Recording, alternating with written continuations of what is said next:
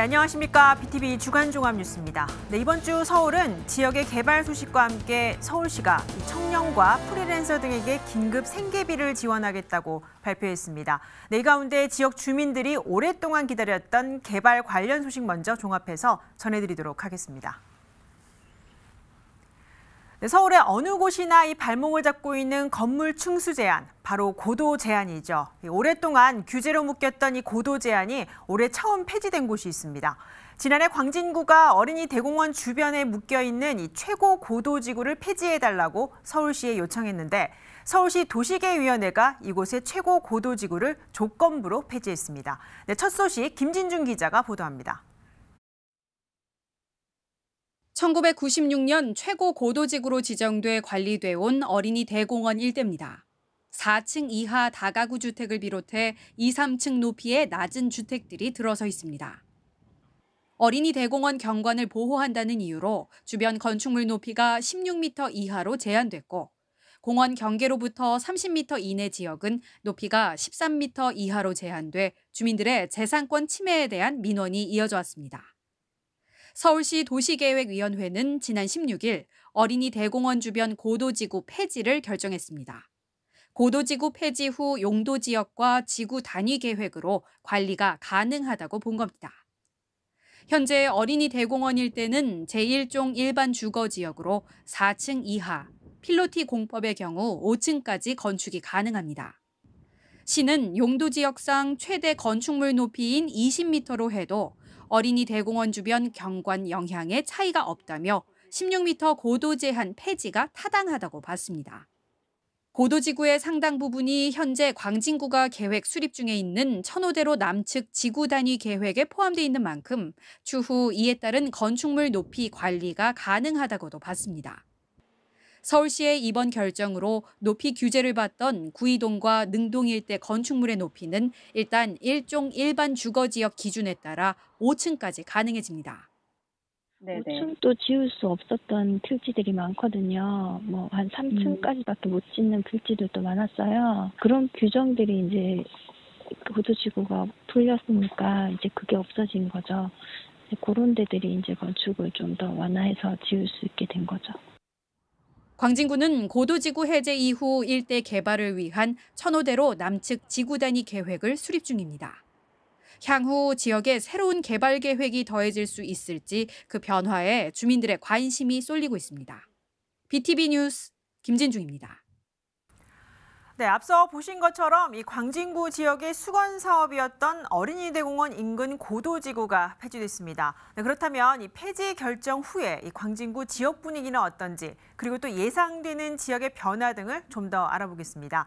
네, 김성갑 광진구청장을 화상으로 연결해 이야기 나눠보겠습니다. 김성갑 구청장님, 안녕하십니까? 예, 안녕하세요. 반갑습니다. 네, 반갑습니다. 먼저 이 어린이 대공원 고도지구 폐지, 26년 만에 이루어진 폐지 결정입니다.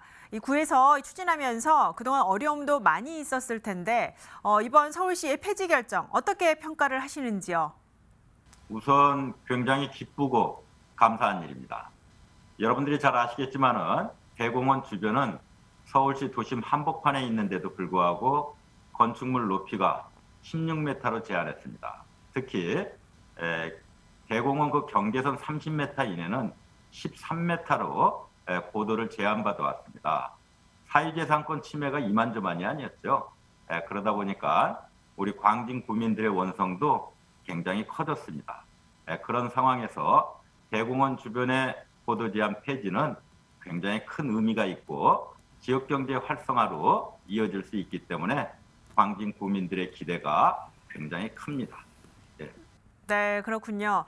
앞서 저희가 기사에서도 전해드렸습니다만 이 서울시의 이번 결정으로 구이동과 또 능동 지역의 주택 건축에도 완화되는 부분이 있을 걸로 보입니다. 앞으로 1종 일반 주거지역 기준에 맞춰 최대 5층까지 건축물 높이 제한이 풀린다고 봐도 되는 걸까요?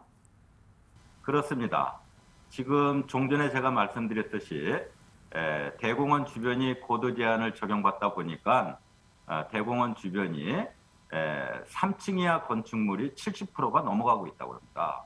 그러니 도심 한복판에서 3층 이하가 70% 이상 된다라는 거는 기가 막힌 일이죠. 그런데 이번에 고도 제한 해제로 인해서 건축물 높이가 6층까지 건축이 가능하다라는 거는 굉장히 기쁜 일이 아닐 수가 없습니다. 네, 그런 반면 이 구이동과 또 능동 지역 주민분들 가운데 이 고도지구 폐지로 크게 달라지는 것이 없다라는 의견도 좀 있고, 또 앞으로 이 층수 상향 등 재개발 변화가 기대된다는 목소리도 나오고 있습니다. 이 여러 의견을 종합해 볼 때 이 고도지구 폐지 후 지역 분위기는 좀 어떻다고 느끼십니까? 일단은 좌우지간 16m 제한, 또 경계선으로부터 30m 이하는 13m로 제한을 받았는데 고도 제한 폐지로 그 자체가 굉장히 큰 의미가 있는 거죠. 그리고 높이 제한에 따른 설계의 다양성에 그동안 한계가 있어 왔죠. 그런데 고도 제한 해제로 인해 가지고 층고를 더 높일 수 있고, 또 복층 형식으로 설계한다거나 이렇게 다채롭고 독창적인 설계가 가능해졌다라는 것은 아주 큰 의미를 부여할 수 있다고 볼 수가 있습니다. 어쨌든 고도지구 폐지는 그동안에 억눌려온 규제를 갖다가 해소한다는 차원이기 때문에 지역 변화에 대한 기대가, 국민들의 기대가 커질 수밖에 없다고 봅니다. 굉장히 기쁜 일입니다. 네, 마지막으로 이 광진구에서는 이번 고도지구 폐지 결정이 나오기 전부터 이 천호대로 남측 지구 단위 계획을 수립하고 있는 것으로 알고 있습니다. 어떤 구상들을 담고 있는지도 자세히 설명을 좀 해주시죠. 대공원 주변뿐만이 아니라 이 천호대로변은 아시다시피 주거지역과 역세권이 혼재된 지역입니다. 그렇기 때문에 다양한 계층이 더불어 살 수 있는 명품 주거지로 새롭게 탈바꿈하는 그러한 계기가 될 수가 있습니다. 또한 대공원 주변은 대공원의 그 여건과 지역 특성을 바라봤을 때 이런 것을 감안해서 거리도 특화된 거리로 조성할 계획을 갖고 있습니다.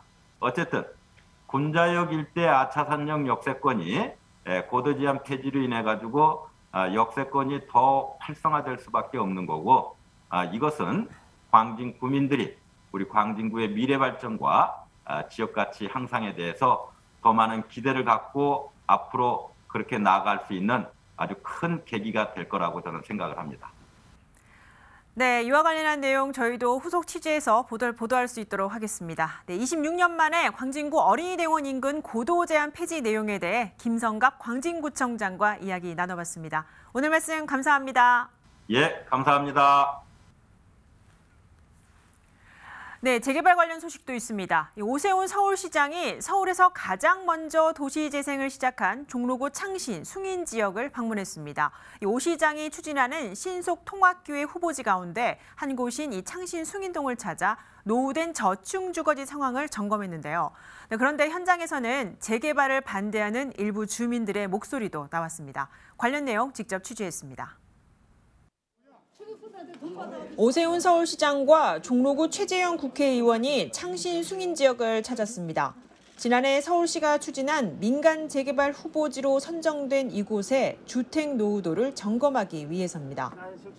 종로구 창신 숭인동은 오 시장 재임 시절인 2010년 재개발 사업이 추진되다 2013년 박원순 서울시장이 재개발 구역을 해제하고 도시재생을 추진한 곳입니다. 오 시장은 재생 사업에 1,000억에 달하는 예산이 투입됐어도 주거 환경 개선을 미약하다며 민간 재개발을 통한 신규 주택 공급의 필요성을 주민들에게 설명했습니다. 새로 택지를 개발할 곳이 서울시에는 없습니다.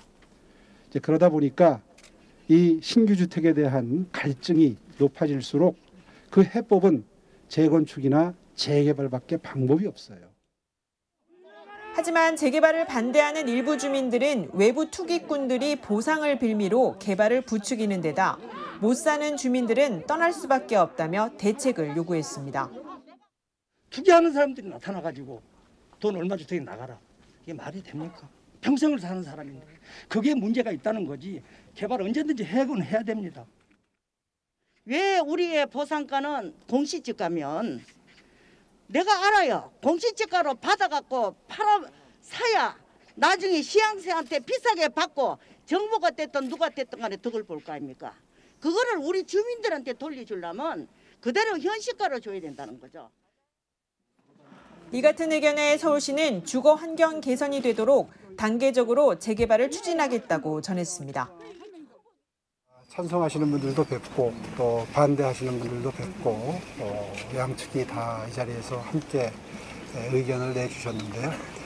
서울시는 아까도 말씀드린 대로 신속 통합 기획을 바탕으로 해서 어떻게 하면 서울의 신규주택을 좀 더 빠른 속도로 공급할 수 있을까 고민을 계속해 나가겠습니다. 서울시는 종로구 창신 숭인동 등 민간 재개발 21곳을 포함해 총 33곳의 신속 통합 기획이 추진되면 약 4만 3천여 가구가 공급할 수 있다며 주민 의견을 반영해 재개발에 속도를 내겠다는 계획입니다. BTV 뉴스 강혜진입니다. 네, 창신 숭인동의 일부 재개발 소식에 이어 이 주거 환경 개선 지역인 종로구 행천동에서도 이 오세훈표 민간 재개발을 준비하고 있습니다. 그런데 이 성곽마을 재생 사업을 추진했던 주민 대표 등이 이 재개발 동의서 독려에 나섰는데요. 성곽마을 재생 사업이 완전히 마무리되지 않은 상황에서 이 재개발로 돌아서 주민 간의 갈등이 우려되고 있습니다. 관련 내용 전해드립니다. 한양도성을 둘러싼 종로구 행촌동 일대입니다. 지난 2015년 서울시가 성곽마을 재생을 위한 주거 환경 개선과 도시농업 선도지역으로 선정한 곳입니다. 당시 동네 골목 개선은 물론 주민을 위한 교육과 도시농업 체험 등을 위해 서울시가 거점 공간도 지원했습니다. 행촌 공터 1, 2, 3호점을 만들어 주민들이 서로 동네를 가꾸고 알리는 등 다양한 사업이 이어졌습니다. 그런데 오세훈 서울시장 취임 후 지난해부터 이곳에 재개발 바람이 불었습니다. 오 시장이 민간 재개발을 추진하는 신속통합기획 후보지에 종로구 행천동이 나선 겁니다. 여기엔 성곽마을 재생의 주축이 된 주민대표와 행촌권 발전위원 등이 재개발 동의서 접수에 나선 결과 동의율 36%를 조금 넘었습니다. 지난해 말 민간 재개발 1차 후보에 탈락했는데 다시 주민 동의서 접수를 독려하고 있습니다. 도시 재생인데 그 재생을 그거를 관리하고 재개발적으로 재개발할 수 있게끔 해달라고 이제 서울시에 의뢰하는데 안 됐어요 아직. 오세훈 시장이 5년간 뭐 한다고 하니까 계속 해보는 거죠. 노조 때문에 여기가 안 돼 아직. 또 다른 행촌권 발전위원회 관계자는 재생 사업이 끝난 시점이고 평균 20년 넘은 주택이 많아 지역 발전을 위해선 재개발이 필요하다고 설명합니다. 현재 경로당 정비 등 막바지 재생 사업이 남아있지만 구청의 설명은 다릅니다. 행촌동은 성곽마을 문화재 보호구역인데다 재개발을 하더라도 도시계획 심의 절차를 거쳐 정비구역 지정이 돼야 가능하다는 겁니다.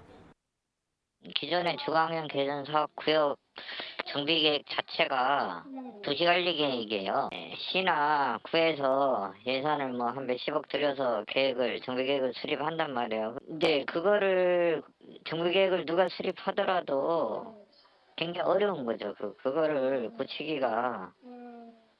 왜냐면 그 성곽이 있어서 그래요.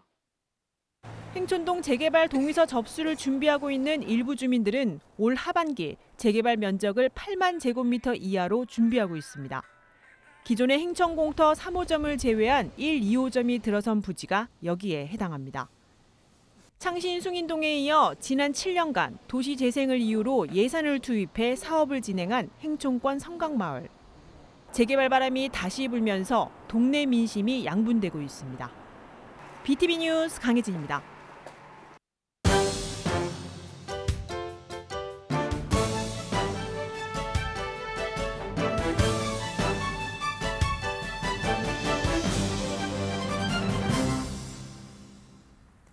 네, 다음은 교통 관련 소식입니다. GTX-C 도봉 구간 지상화 문제 해결을 위해 이 국토부와 민간 사업자, 도봉 지역 주민 등이 간담회를 가졌습니다.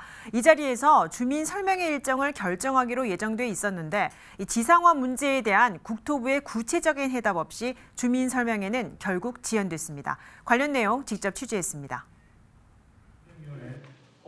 GTX-C 도봉 구간 지상화 반대를 위한 간담회 자리엔 국토교통부와 사업시행사인 현대컨소시엄 관계자, 도봉 지역 정치권과 주민 대표 등이 마주 앉았습니다. 먼저 민간 사업자 측이 GTX C 노선 도봉 구간 계획에 대해 창동역 환승 편의와 사업비 절감을 이유로 지하 노선이 지상으로 바뀌었다고 설명합니다. 주민들은 당초 지하 노선으로 계획해놓고 지상으로 변경하는 이유를 납득할 수 없다며 국토부에 명확한 사업계획 추진 과정과 해명을 요구했습니다. 사업비 절감과 환승 편익을 위해서라면 그게 꼭 도봉 구간에서부터 적용될 필요가 있을까요? 사실 그렇다면 광운대에서부터 시작이 돼야지만 구간도 더 짧아질 거고 시간도 절약될 거고 사업비는 더 절감이 될 것인데 왜 그 시작을 창동에서부터 하는지도 저는 좀 그런 그동안의 계획안과 도면을 봤을 때 의구심이 듭니다. 그래서 C 같은 경우는 공용 구간이 위아래 두 개가 있지 않습니까? 이게 경완선 구간이 있고 이제 과천선 구간이 있는데, 그러니까 저희가 이제 그냥 보낼 때 뭐 공용 구간을 따로 표시 안 하고 전체 그냥 다 출석을 해서 보냈는데. 실시사업 기본계획 당시 기획재정부는 GTX-C 전용 구간과 공영선 구간을 명확히 결정할 것을 국토부에 전달했습니다. 이에 국토부는 창동역까지 C노선 전용 구간으로 표시했는데 민간 사업자 측이 창동역부터 공용 구간으로 제안하자 이를 국토부가 받아들인 겁니다. 도봉 지역 정치권과 주민들은 국토부가 절차상 의도에 변경된 사안이라며 GTX-C 도봉 구간 지하화 원안 시행을 강력하게 제안했습니다. 이 GTX-C 노선의 기본계획 변경 절차가 문제가 있다고 생각을 합니다. 이 기본계획을 변경할 때는 해당 지자체의 장과 사전에 협의하도록 이게 법에 명시되어 있는데 그런 절차를 이행하지 않았다라는 것. 이것은 반드시 원래의 기본계획대로 이행이 돼야 되고 절차 위반을 시정을 해야 된다, 저는 그렇게 생각합니다. GTX-C 도봉 구간 지하화 원안 시행에 의견이 팽팽하자 주민 대화에 의지를 갖고 참석한 국토부는 명확한 대안을 제시하지 못했습니다. 그러면서 GTX-C 노선에 대한 민간 투자 사업 심의가 남아있는 만큼 도봉 구간 지하 변경 여부에 대해선 조심스러운 입장을 내비쳤습니다. BTV 뉴스 강혜진입니다.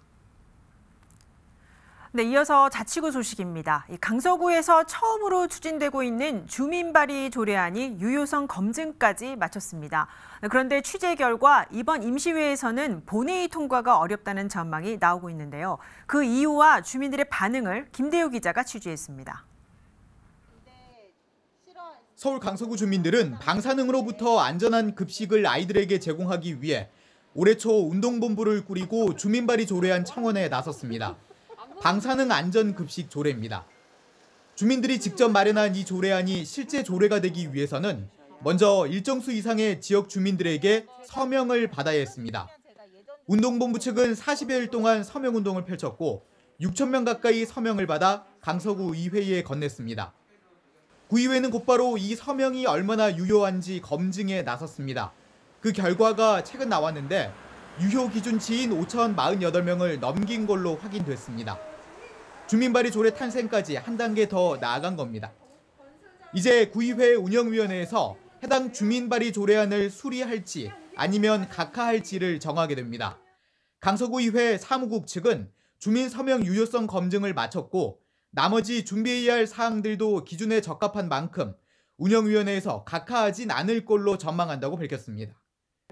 그러나 이달 21일부터 열리고 있는 강서구의회 임시회에서는 이 운영위원회 과정까지만 진행될 걸로 보입니다. 이번 임시회 일정이 짧아서입니다. 유효성 검증이라고 하는 그 기간이 제한 기간이 따로 없더라고요. 그래서 이 주민참여 조례 개정의 취지에 걸맞지 않고 퇴보한 부분도 있다는 것을 좀 확인하면서 어쨌든 이 기간이 좀 더 이렇게 속도감 있게 진행되지 못한 부분이 좀 아쉬웠습니다. 주민발의 조례안을 강서구의회 운영위원회가 수리하면 구의장 이름으로 조례안을 다시 만들어 상임위원회에 넘기게 됩니다. 상임위원회를 통과하면 본회의에서 최종적으로 다루게 되는데 이 두 과정은 지방선거 이후에 열릴 예정인 다음 구의회 회기에서 진행될 전망입니다.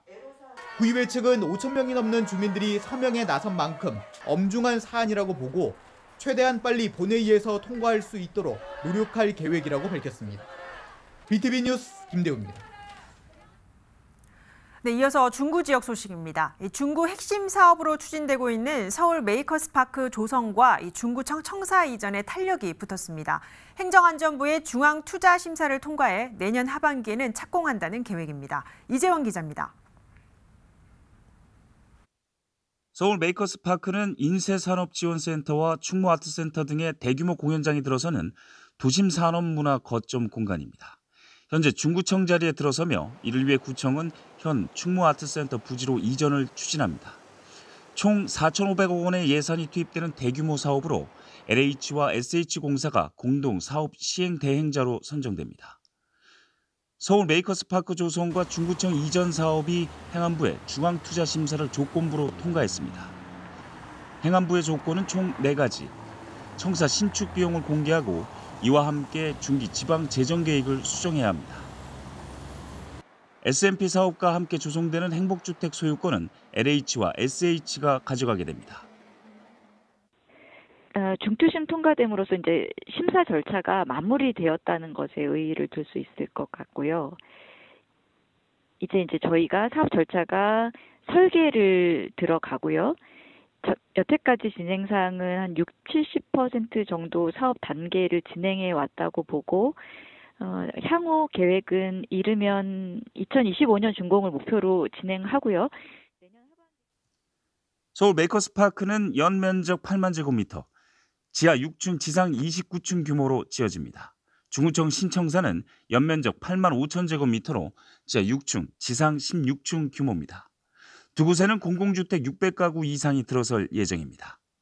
중구는 행안부의 조건 이행과 동시에 설계 공모와 실시 설계에 들어가면 이르면 내년 하반기에 착공한다는 계획입니다. BTV 뉴스 이재원입니다. 네, 중구 지역에서는 이준희 중구문화재단 사장이 직원에게 정당 가입을 강요했다는 의혹이 제기됐습니다. 중구문화재단 노조는 이 이사장이 정당법을 위반했다며 고발 조치할 예정이라고 밝혔습니다. 계속해서 이재원 기자입니다. 지난 18일 중구 충무아트센터 게시판에 붙은 노보입니다. 현 중구문화재단 이준희 사장이 본부장 재직 당시 직원에게 정당의 지구당 전적 신청하는 방법과 처리 여부를 확인하는 내용이 포함되어 있습니다. 민주노총 서울 공공서비스지부 충무아트센터 노조는 이준희 사장이 전적 신청 외에도 직원들에게 특정 정당 가입을 강요했다고 주장했습니다. 노조 측에 따르면 확인된 직원만 8명에서 10명. 노조는 이준희 사장이 본부장이었던 지난 8월 개별적으로 불러내거나 SNS를 통해 더불어민주당 가입을 권유했다는 의혹을 제기했습니다. 한 명 한 명 따로 불러서 얘기를 한 건데 강압을 안 느꼈다고 하기가 좀 어려운 상황이 아니었을까 싶네요. 여기 있는 직원들이 기본적으로 거의 다 10년 이상씩 다 근무를 하고 있는 직원들이거든요. 생전 처음 보는 일이 일어난 거죠. 노조는 이준희 사장이 자신의 직위를 이용해 정당법을 위반했다고 주장했습니다. 서울 공공서비스지부와 협의해 조만간 고발 조치한다는 계획입니다. 중구문화재단은 입장문을 통해 이준희 사장은 정당 가입을 강요한 적이 없다고 밝혔습니다. 또 직위를 이용해 강요 행위가 있었는지 전수조사한다는 계획입니다. 이준희 중구문화재단 사장은 성북문화재단을 거쳐 중구문화재단 지역 본부장을 역임한 후 지난 2월 공식 취임했습니다. BTV 뉴스 이재원입니다.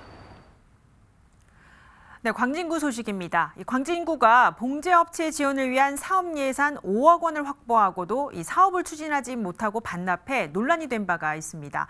광진구는 긴급 편성한 올해 첫 추경 예산안에 봉제 산업 지원을 위한 사업비 8억 원 등을 편성했습니다. 김진중 기자가 보도합니다. 서울에서 9번째로 봉제업체가 많은 광진구.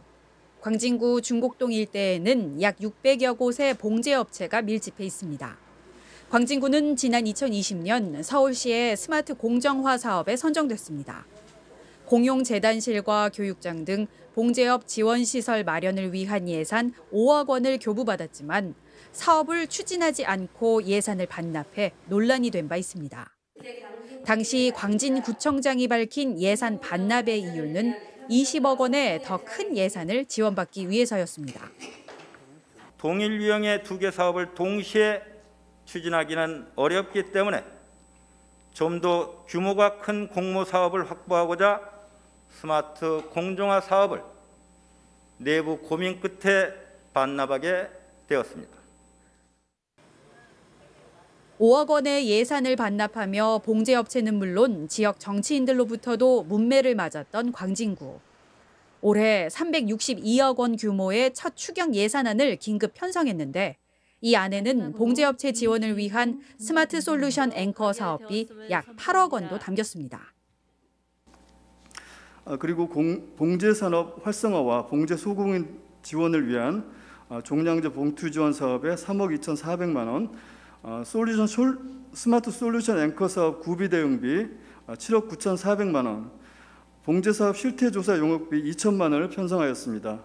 세 번째, 스마트 솔루션 앵커 사업은 시비와 구비가 6대 4로 매칭되는 공모 사업으로 구는 사업 선정에 대비해 구비 7억 9,400만 원부터 편성해 둔 겁니다. 광진구는 서울시 관계부서와 협의 중에 있다는 뜻을 밝혔지만 서울시가 이 사업을 올해에도 추진할지 광진구가 대상지로 선정될지 등은 아직 미지수입니다. 한편 광진구 의회 예결특위는 23일 심사와 개수 조정을 거쳐 추경 예산안을 집행부 원안대로 의결했습니다. 광진구 의회는 25일 열리는 본회의에서 올해 첫 추경 예산안과 봉제업체 지원을 위한 도시형 소공인 지원 조례 등의 안건을 처리하고 폐회합니다. BTV 뉴스 김진중입니다.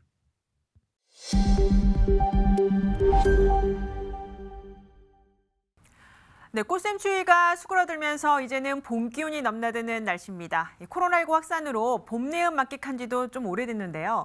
그래서인지 요즘은 이 산행을 즐기는 시민들이 꽤 많습니다. 서울에서는 북한산 등반이 인기인데 북한산이 위치한 강북구 우이동에는 지난해 등산 체험이 가능한 실내 공간을 만들어 운영하고 있습니다. 첫 산행을 준비하는 분들은 물론 이 북한산을 방문하신 분 누구나 체험할 수 있는 공간인데요. 네, 이곳 현장을 저희 주민통신원이 직접 취재를 하셨습니다. 강북구를 담당하는 운현선 통신원을 화상으로 연결해서 자세한 내용 들어보도록 하겠습니다.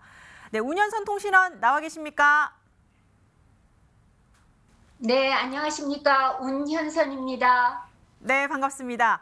본격적인 이 봄철 산행 계절에 맞춰서 이 우이동 산악문화허브를 다녀오셨다고 들었습니다.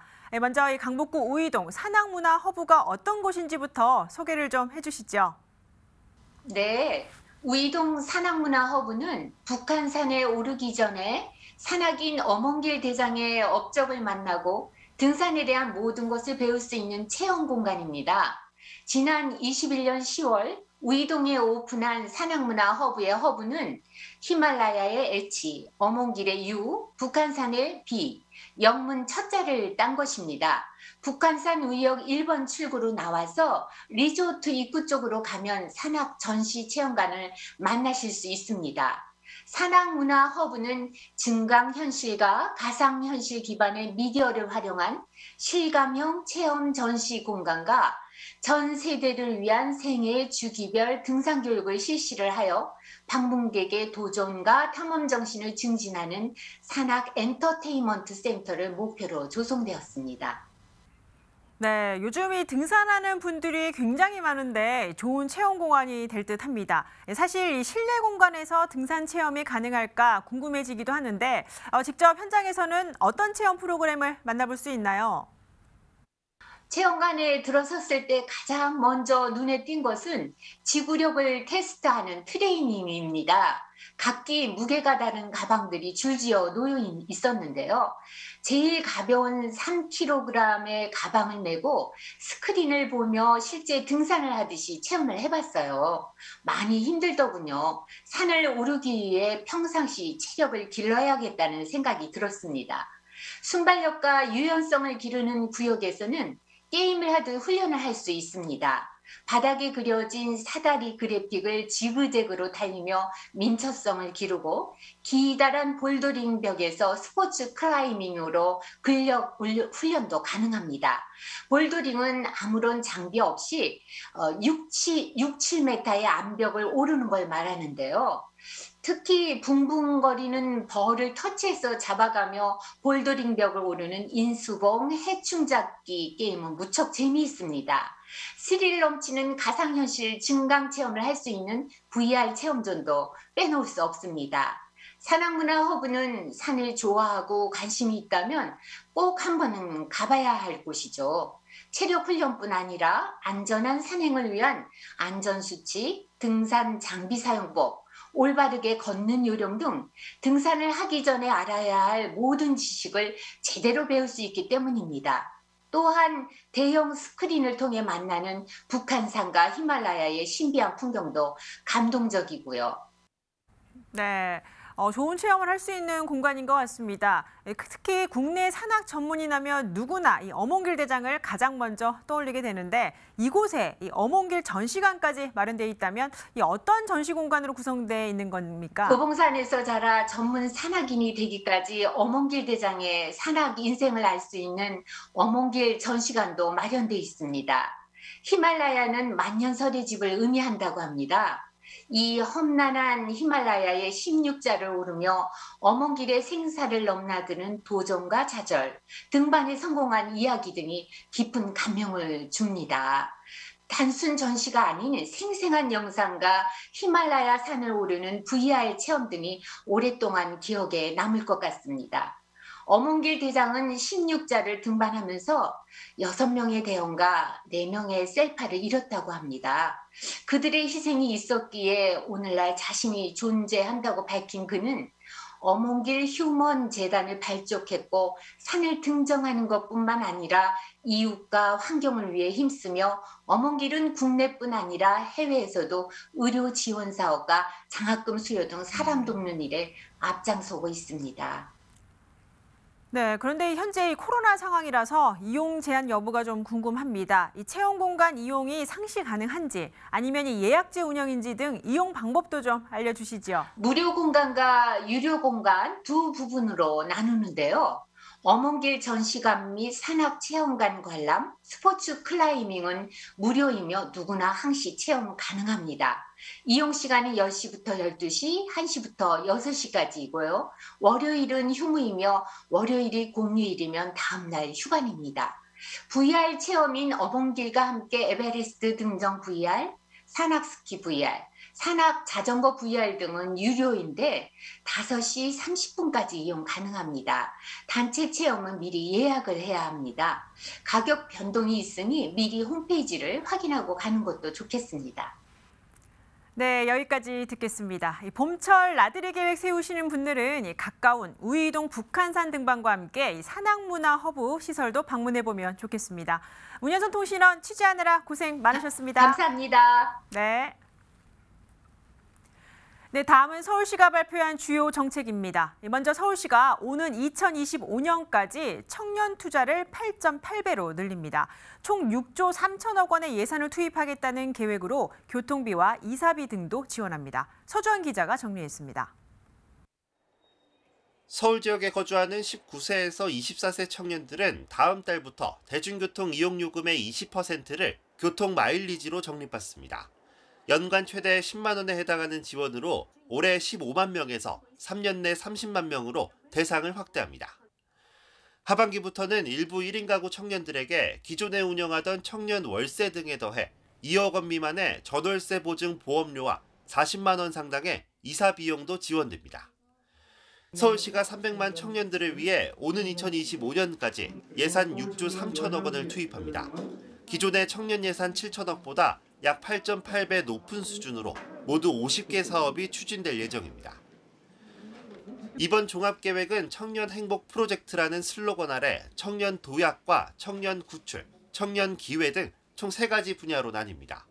세부적으로는 청년 취업사관학교, 권역별 10개소 조성과 공공주택 5만 5천 호 이상 공급 등 오세훈 시장이 후보 시절 공약한 것들에 대한 실행 계획들이 포함됐습니다. 입체적으로 이해할 수 있도록 그 종합판을 시민 여러분들께 전달드리는 날입니다. 지난해 4월에 서울시장으로 취임을 하면서 2030 청년 세대가 희망을 가질 수 있는 공정과 상생의 청년서울을 만들겠다 이렇게 시민 여러분들께 약속을 드린 바가 있습니다. 서울시는 발표된 사업들을 포함해 모든 청년 정책을 아우르는 온라인 플랫폼도 새로 마련합니다. 청년 몽땅 정보통 홈페이지가 다음 달 중 개설을 앞두고 있으며 정책 검색은 물론 지원 신청 등의 기능도 갖춰질 예정입니다. BTV 뉴스 서주원입니다.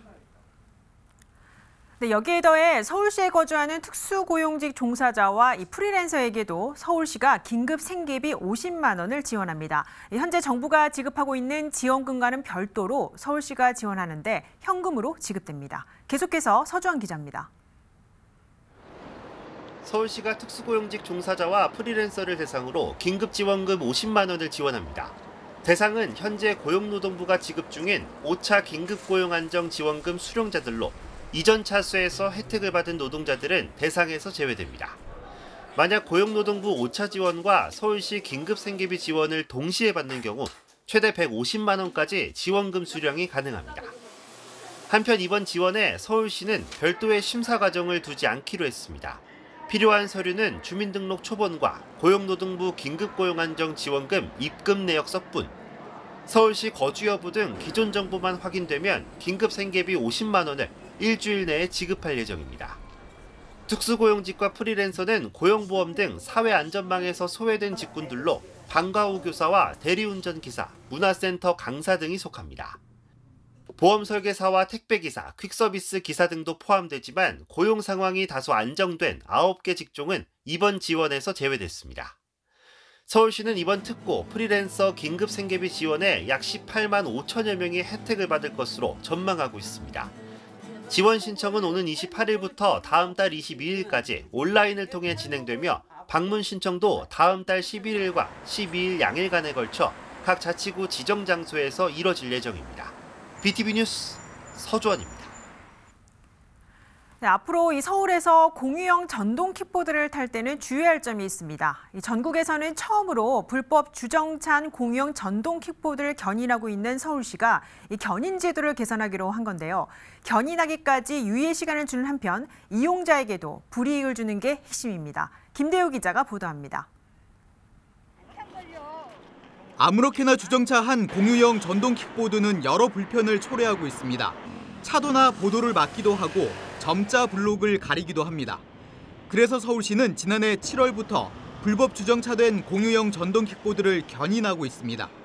견인료 4만 원과 함께 30분당 700원의 보관료를 전동 킥보드 업체에 부과하고 있습니다. 그런데 서울시가 이 견인 제도를 일부 바꾸기로 했습니다. 먼저 즉시 견인할 수 있는 구역의 기준을 명확하게 설정했습니다. 보도와 차도가 분리된 곳에 차도와 자전거 도로를 비롯해 지하철역 출구 전면 5m와 버스 종류소 전후 5m, 점자 블록과 교통섬 위 등입니다. 다만 견인까지 유예 시간을 주기로 했습니다. 업체가 자발적으로 수거하도록 60분의 시간을 주겠다는 겁니다. 전동 킥보드 주차 공간도 300곳 넘게 조성합니다. 견인 제도를 한 6개월 정도 시행을 하다 보니까 업계에서 상당히 애로점을 많이 호소를 했습니다. 수거할 시간을 좀 달라, 업계가 자율적으로. 두 번째는 서울시가 설정한 5개 즉시 견인 구역이 기준이 좀 너무 모호하기 때문에 좀 이게 악용된 사례들이 있다. 이용자에게도 불이익을 주기로 했습니다. 주차금지 구역에 상습적으로 주정차하는 이른바 악성 이용자가 대상입니다. 주의 조치부터 일정 기간 이용할 수 없게 하고 개정 취소 조치까지 할 방침입니다.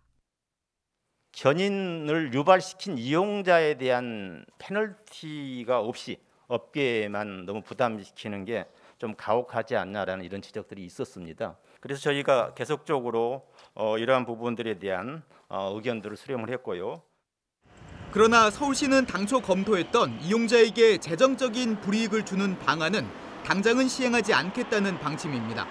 우선 행정적인 불이익만 주고 재정적인 불이익을 주는 건 이번에 준비한 여러 방안을 진행해 본 뒤 추가로 검토하겠다고 밝혔습니다. BTV 뉴스 김대우입니다.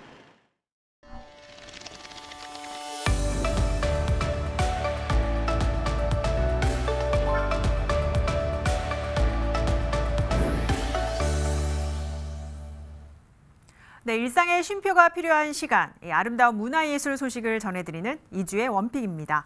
네, 오늘은 이 청계천 소상공인들의 손에서 태어난 힘과 지혜를 기록한 전시와 다가올 봄, 시민들에게 따뜻함을 전해줄 새로운 작품들을 만날 수 있는 곳을 전해드립니다.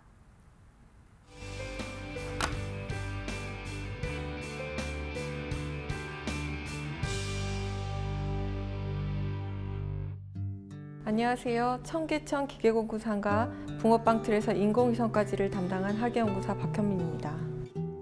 청계천 박물관은 청계천을 중심으로 한 서울의 역사를 조사 연구하고 그 성과를 전시로 선보여 왔습니다.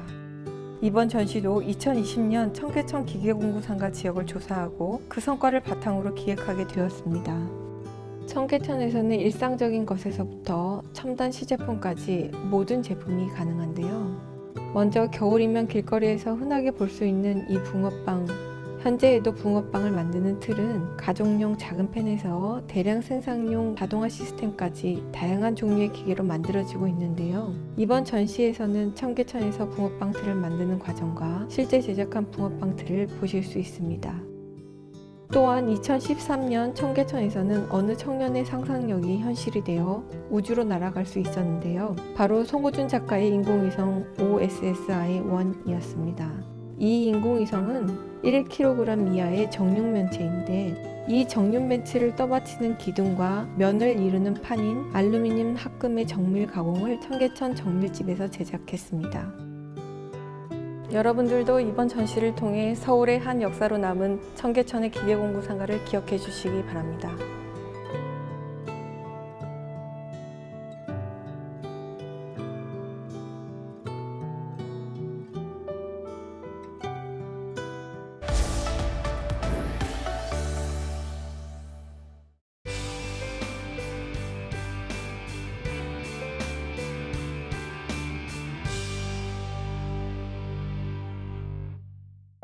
네, 이번 우리미술관에서 개최하고 있는 전시 다시 온은요, 온이라는 글자에서 아실 수 있듯이 그 따뜻할 온자를 써서 새롭게 맞이하는 따뜻한 봄의 계절에 시민분들을 맞이한다는 의미도 있고요. 혹은 영어 온자를 써서 스위치를 켜듯이 어떤 새로운 알림, 이런 신소장 작품들로 주민분들을 같이 새롭게 맞이한다는 그런 의미가 같이 포함되어 있습니다.